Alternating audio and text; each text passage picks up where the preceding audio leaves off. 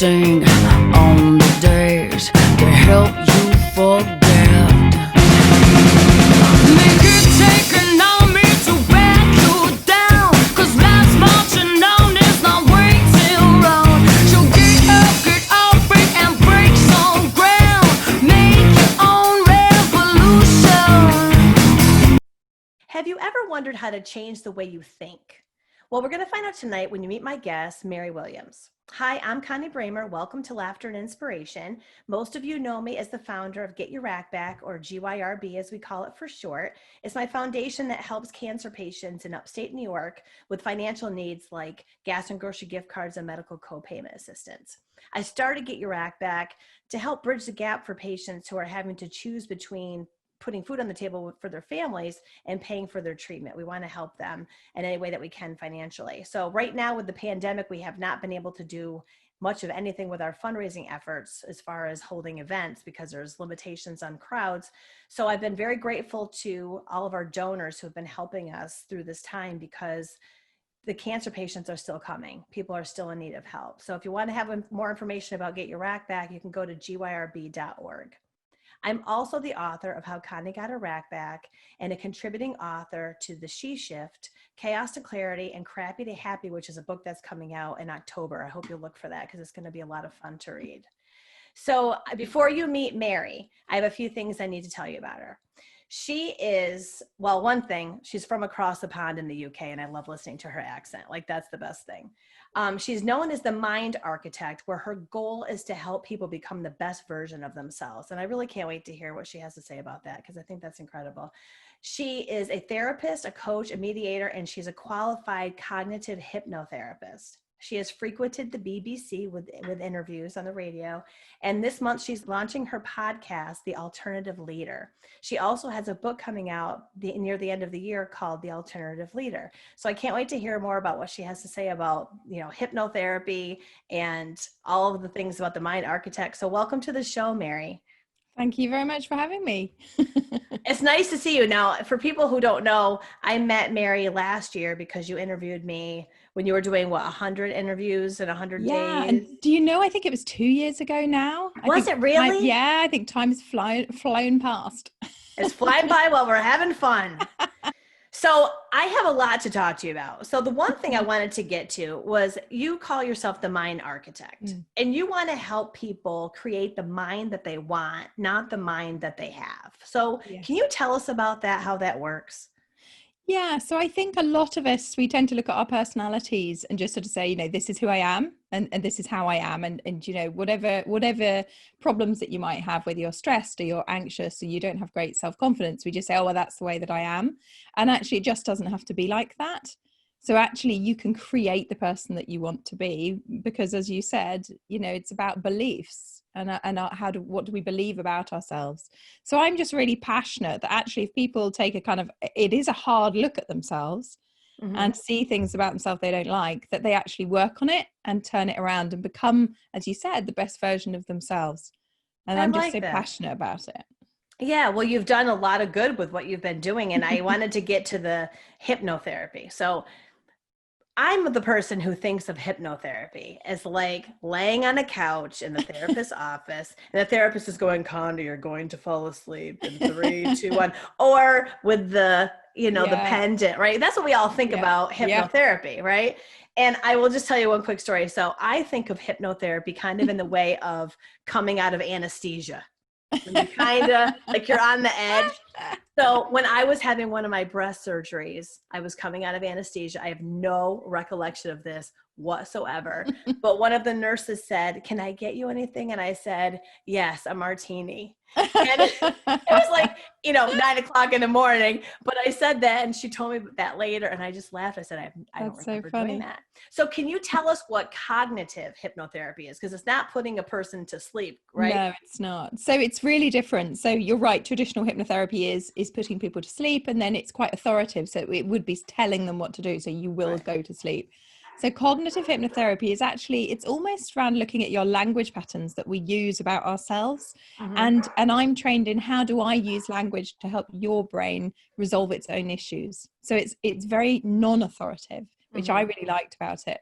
And I could do that with you as you are now, with your eyes open and just talking to me, and you would remember the whole conversation. So the reason that I liked the difference was it pulls from many different disciplines. It doesn't just come from one, but you are completely awake and conscious and in the room, and you are resolving your own issues. So it's almost as if I led you through a big house and I just opened the doors for you and you chose which rooms you wanted to go into. That's interesting. And so it's very different. And so a lot of people who don't like the idea, as I didn't, of being put to sleep and told what to do, actually love cognitive hypnotherapy, because it does go completely into the unconscious and right to the root cause, which is why it's fast, but you are in control. So I always say to people, I'm sort of the person that opens the doors.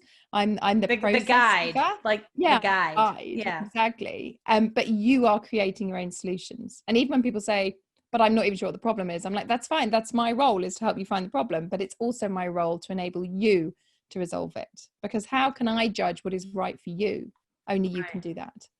That's so so it's interesting. You know, it's as you said, you know, lots of people, when I first looked into it, I was like, oh my God, hypnotherapy, I'm not interested. And it was through being on the course and doing the training and experiencing it myself that I was like, wow, this is amazing. And that's how I got into it. I'll tell you what, I'll try it. Do you We'll do it across the pond? I do. So I've had clients in the back of Australia and Asia and America and Canada and everywhere. So because I work by Zoom a lot. So yeah, you must meet tons of interesting people, I would imagine. Yeah, absolutely. Right? Absolutely. Well, what do you find that people come to you most with, as far as, you know, circumstances or issues that they want to overcome? So some of the most common things are anxiety and stress, just a general discontent of life. So even if their life looks really successful to other people, actually them recognizing inside that it's not the way they want it to be. Fear of failure, imposter syndrome, a really key one, especially at the moment with everybody being on Zoom meetings in the pandemic, is worrying about what other people think of them.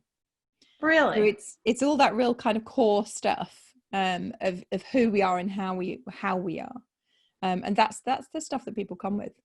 Well, I worry about on Zoom calls what people think of me when they hear my dogs barking in the background. Excuse me, because that's what's been happening right now. My daughter, dogs are barking. I apologize for that. So you're a life coach. What is your approach to helping people reach their goals as far as being a life coach? So it kind of comes back to the Mind Architect title, actually. And so for me, what I do is very much a blend of the therapy and coaching together. I wouldn't almost say that I sort of sit in one field or the other. And I think of the Mind Architect as, if you had a house and you said to me, as a coach and other therapists, come in and help me work out where to put my furniture and what color shall I paint my walls, then you have a pretty house afterwards and it looks great. But actually, if your house is floating on ice, all of that is entirely pointless and a waste of time. So I see my job as kind of getting down into the kind of dirty foundations with you and making sure that your foundations are really strong and really stable. And then, you know, when you have your foundations in place, you'll know where you want to put your furniture and how to paint your house. So that's a really cool analogy of it. You know, that's what it is. So it's really interesting, because sometimes actually it takes a while for other people to notice the difference in my clients, and then suddenly they'll notice because everything in their life changes. But it's that internal sense of, I am standing on stable ground here. I know what I want. I know how to cope with pressured situations. I know what my plans are for the future. I've got the ability to have good relationships. I communicate well. I'm productive. I'm effective. All of those things come from an internal strength. And that internal strength, if you think about houses, that's your foundations. Right. So I'm all about the foundations. Well, you know, right now we're going through a lot of uncertainty with the pandemic. I don't know how it is for you over in the UK, but here there's a lot of uncertainty with jobs and, you know, because companies are trying to stay afloat, you know, with PPP loans that we have. And there's just a lot of, everyone's a little riled up.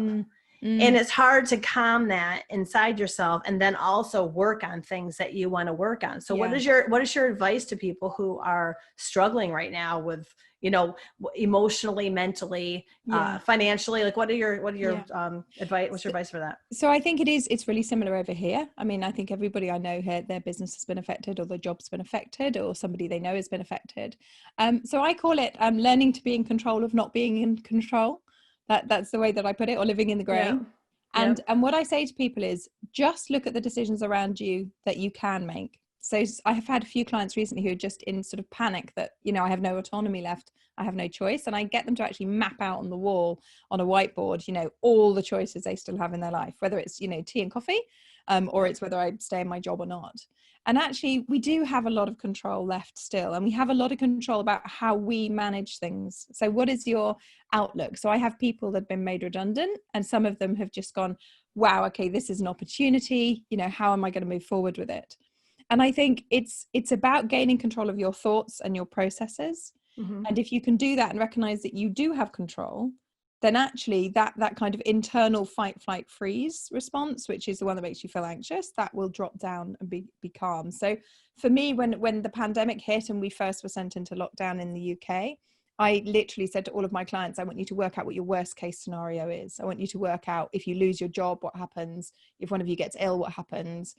Actually, if somebody dies, what happens? And have you said all the things you need to say?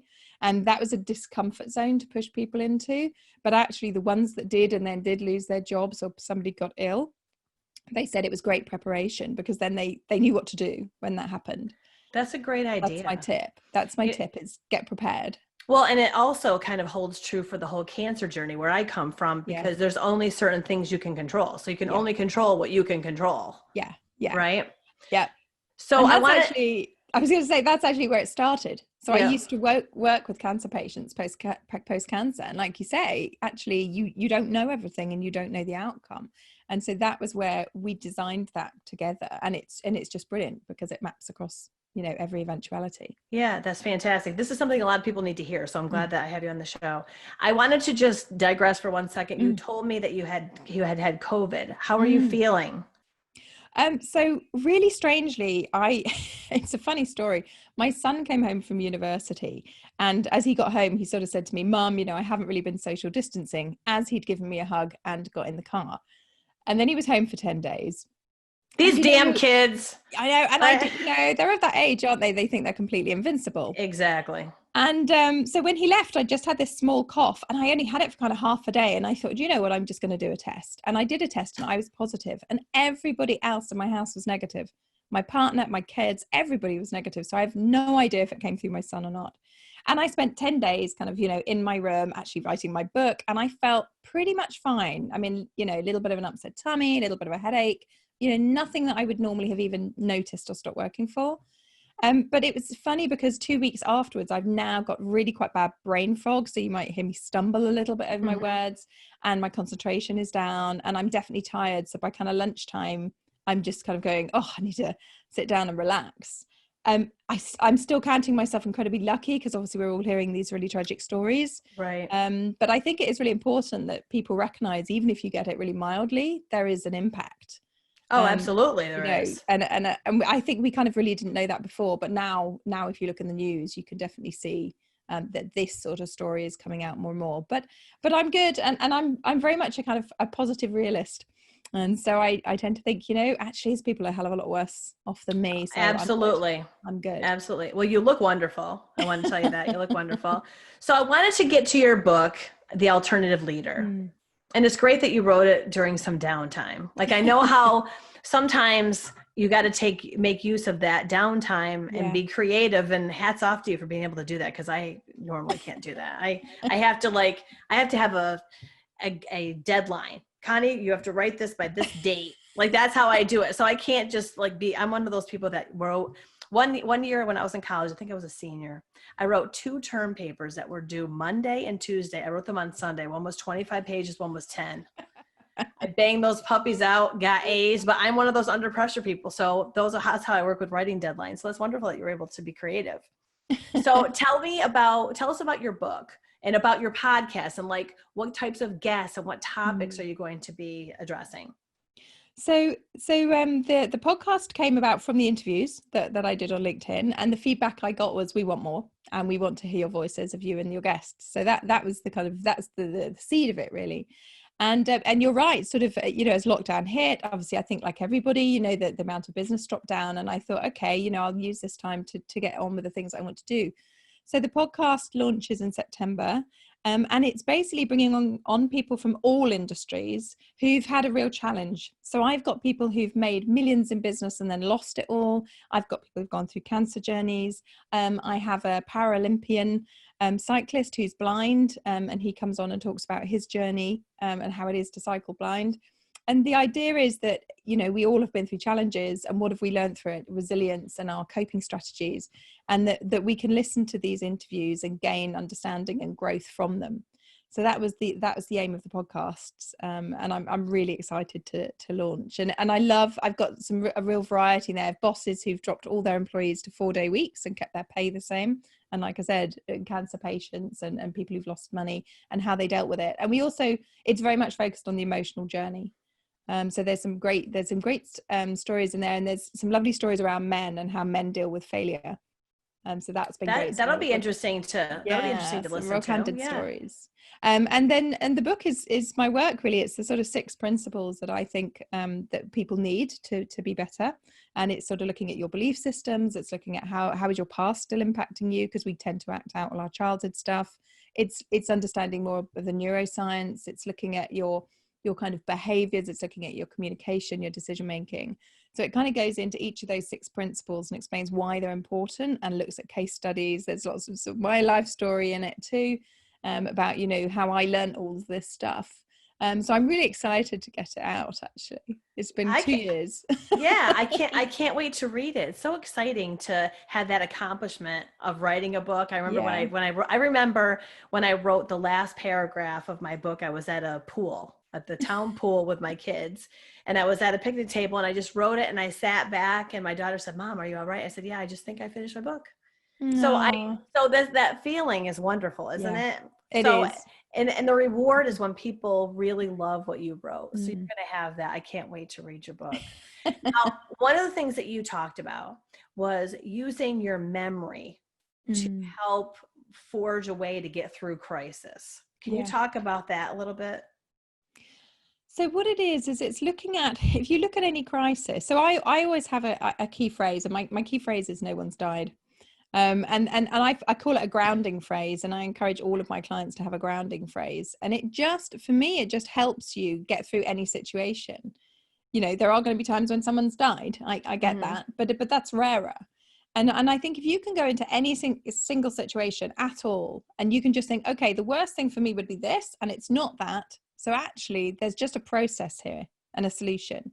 And sometimes that solution is, let's say if you're grieving, actually just to allow yourself to grieve. And sometimes there's a very practical solution, right? I need to ring this person, or I need to take this action. And so for me, it's looking at what is the next step.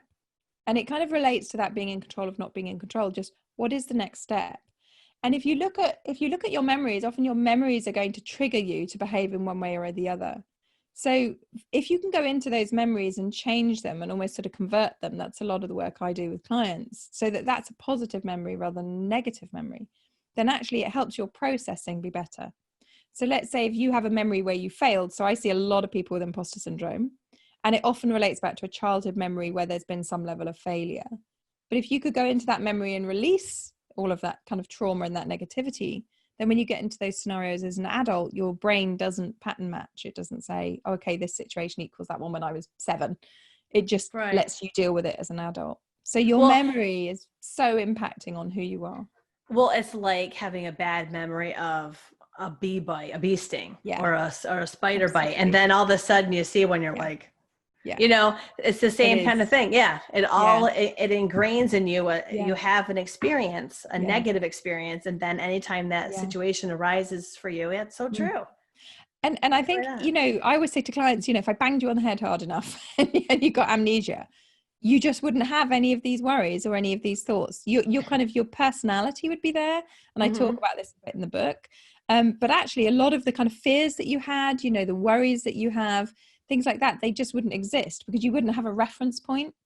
And our problem is when we've carried reference points with us all through our childhood, or even, you know, our adulthood experiences we've been through, if we hold on to those reference points, then actually that's the person we become. So it's about being able to have, you know, sort of, I say to my clients, I'm going to leave you with a sort of mini coach in your head, because when things come up for you, I want you to be able to notice it. So I can notice in myself now when I'm triggered and go, oh, that's interesting. Okay, I'm being triggered. And if I can't work through it myself, I go back to my therapist. That is so interesting. It's really thought provoking. I've got a lot of things to think about now. I hope our viewers our listeners are listening to this. So I always throw out a few questions out to my guests. So here's a question for you. What would you say to your 18-year-old self if you could go back in time? I'd say don't get married twice. So interestingly enough, I got married at 18. I'd already got my first daughter. She's now 30. And so I'd had my first child at 17. I got married at 18. And he's a lovely guy, absolutely lovely guy. But looking back, I recognize that I got married at such a young age because of my childhood issues.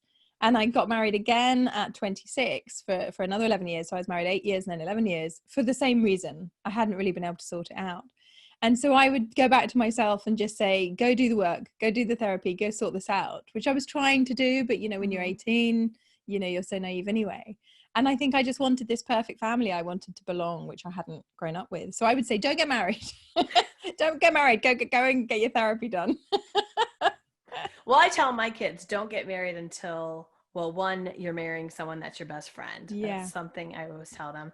And that they have time to like settle themselves in their careers. They can travel and do stuff. Yeah, it's that whole conversation is an interesting one, but that's good advice. Yeah, it is interesting. I mean, our brain doesn't fully mature till 25, and I'm seeing a real gap in the market between the kids leaving university and now not knowing what are they going to do. And I'm getting to see a lot of those kind of young leader types who are sort of saying, but I kind of know what I want, but I don't really know who I am yet. And I think it's good that So I'm going to go home and live with mom. Yeah, exactly. For a while, right? Well, I always throw a quote out to my guests because I don't know if you've been following my Facebook page called Laughter and Inspiration, but we post, funny quotes and inspirational quotes. It's kind of, I want it to be an escape for people. Like you can just spend, even if you spend 5 minutes, you scroll through, have a couple laughs. Laughter is the best medicine. I truly believe that. That's why I named this Laughter and Inspiration. So here is the quote I got for you. We can't always choose the music life plays for us, but we can choose how we dance to it. I think that's lovely. Yeah, Absolutely love that one. It actually, it's funny. So it reminds me of a children's book that I used to read to my kids called Giraffes Can't Dance. And it's a beautiful story about a giraffe that goes to this sort of big, it's a festival, and all the other animals go and they can all dance better than the giraffe. The giraffe just looks gangly and he can't do it. And then on his way, he hears just the music in the trees and the wind and the moonlight, and he just starts to dance, and they say, oh, you're actually the best dancer, because they all see him. And so that quote really reminds me of that. And I think it's really true, because I'm a terrible dancer, but I dance from my soul and from my spirit. And I love that quote. I think that's so true. Absolutely. Well, you are supposed to dance like no one's watching, right? Isn't that a saying? And I do. Well, you and I talked about before when you interviewed me, the power of gratitude in your life. And that's one thing that I talk to all my cancer patients about when I write them a letter. I say, write down 3 things that you're grateful for today or every day before you go to bed, because it helps put you in a positive mindset. Yeah. So what would be your 3 things today that you're grateful for? For just today or generally in my life? Well, either way, whatever you want to do. I'm very grateful that I have a lot of really close friends. I grew up with quite a difficult childhood, and I didn't really have friends as a child at all. So I'm very grateful for the friendship that I have, and for just being able to have that 100% honesty that you have with your close friends. So I'm very, very grateful for that. I actually feel very grateful for people. I know that probably sounds odd, but I feel that as people, we have an energy about us, and that you can almost tune into that energy around the world. And I feel that humanity actually kind of works for the better. We tend to want the best for each other. And I feel that if you tune into that, so I'm very grateful that there's so many people out in the world doing so much good, even at a tiny community level or just in their family. I'm very grateful for those people, because I feel like I brought 5 kids into the world, and I want the world to be a better place. I mean, that's my whole goal. I love that. I really love the energy that people give off. And to be honest, I'm very grateful for my health. I'm very healthy. I'm 47 and nothing sort of major has gone wrong. But a couple of times in my life, I've had a couple of near misses and nearly died. I nearly died in childbirth when I was 17. And I had a sort of precancer scare in my early 20s. And so I do feel that each and every day is a gift. And I am grateful that every day I wake up and think, you know, today is just, I mean, the sun is shining here. I have a lovely house. I have lovely friends. I'm very grateful for my life and the opportunities in it, really. So yeah, they would be the things I'd be grateful for. Yeah, I love hearing different people's thoughts on what they're grateful for. I think it gives a lot of us perspective on things that we haven't always thought about. So thank you for sharing that. So where can people find you, Mary, online? Like, what's the best place? Well, so my website, which is www.itsmary-williams.com, that has links to all of my social media. So I'm just starting out on YouTube, but I'm very much present, as you know, on LinkedIn. And I'm going to be starting a Facebook community too. But I would say go to the website, because that will be that's the center of everything at the moment.